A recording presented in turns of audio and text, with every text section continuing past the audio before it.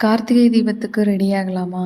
இது தீபம் அன்னைக்கு காலையிலேயே வந்து இந்த கிளீனிங் ஒர்க்லாம் முடிச்சிடலாம் அப்படின்னு சொல்லிட்டு ஃபஸ்ட்டு கிச்சனை வந்து க்ளீன் பண்ணிட்டேன். க்ளீன் பண்ணிவிட்டு அதுக்கப்புறம் வீடெல்லாம் கூட்டி வீடெல்லாம் தொடச்சி விட்டாச்சு. அதுக்கப்புறம் பெட்ஷீட்டு எது எது துவைக்கணுமோ அதெல்லாம் துவைச்சு காய போட்டாச்சு. அப்புறம் என் பொண்ணை கூட்டிகிட்டு வரணும், ஆத்யாவை போய் ஸ்கூலில் போய் கூட்டிகிட்டு வந்துட்டேன்.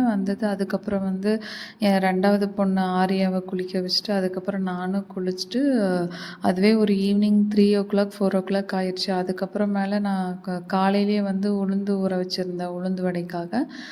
உளுந்து வடையும் கொஞ்சம் செஞ்சுட்டு சேமியா பாயாசமும் செஞ்சிடலான்னு 2மே தான் செஞ்சேன். ஏன்னா ஃபஸ்ட்லாம் வந்து நம்ம பெரியவங்கள்லாம் எந்த ஃபெஸ்டிவல் ஆனாலும் ஏதாவது ஒரு பலகாரம் இதெல்லாம் செய்வாங்கள்ல.